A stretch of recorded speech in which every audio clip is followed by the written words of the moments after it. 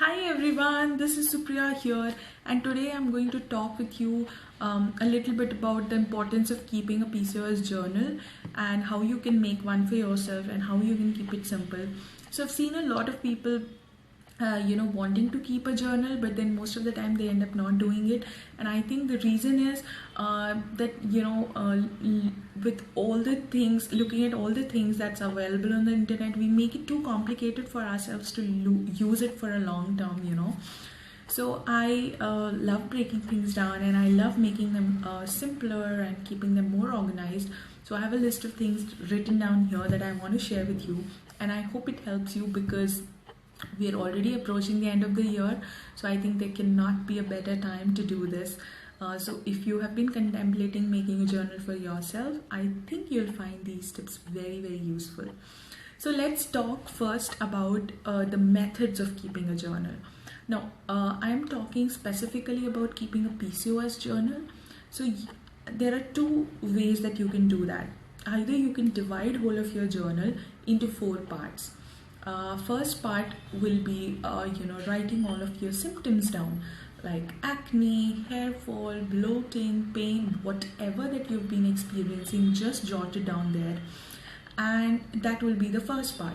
The second part would deal with all of your cycles, like when do you get your cycle, what is the frequency between the 2 cycles, what is the intensity of your cycle, and for how long do you bleed, and all of that into one place.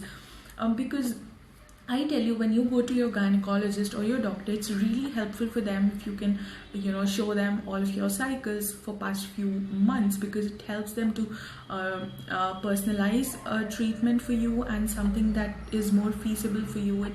It helps them to decide the course of treatment basically. So that's extremely important.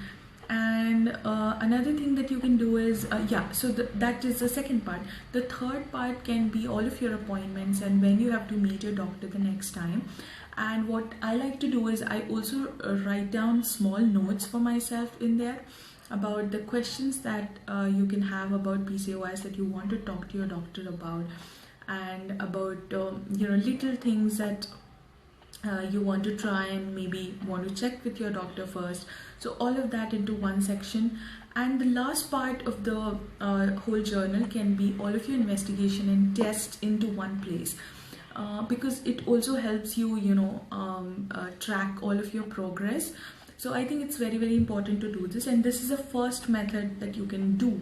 Another thing is you can make 4 columns of all these things that I just described and keep it all in one place. So in one page you have consolidated all of the information together.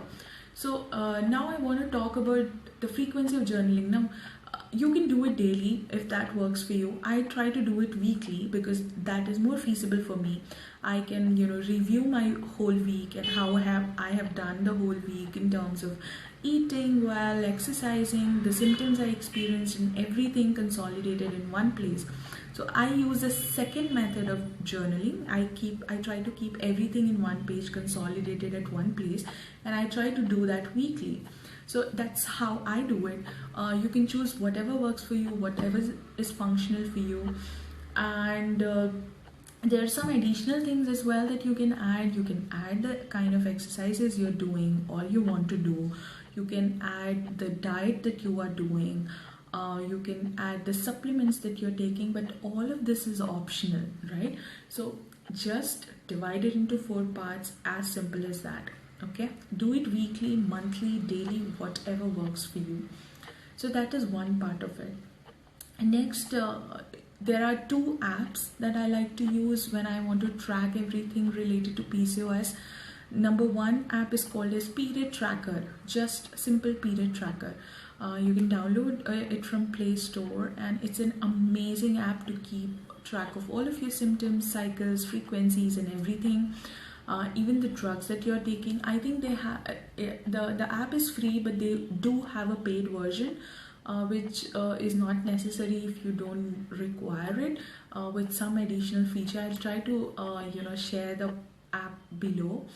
And another app is Google Keep, which keeps all of my life organized, not just the PCOS area. I love Google Keep. It's an extremely functional app. So these two apps that I like to use, and this is the way I do it. Now you take anything that may help you, and if you have any questions related to how to journal, you can always get in touch with me, and I'll help you formulate one for yourself.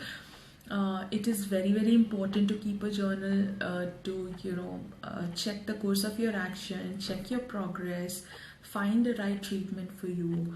So if you haven't already been doing, please start journaling, because it's really very, very important. And I'll talk to you all soon, and I hope that this was helpful for you, and I'll see you all. Bye bye.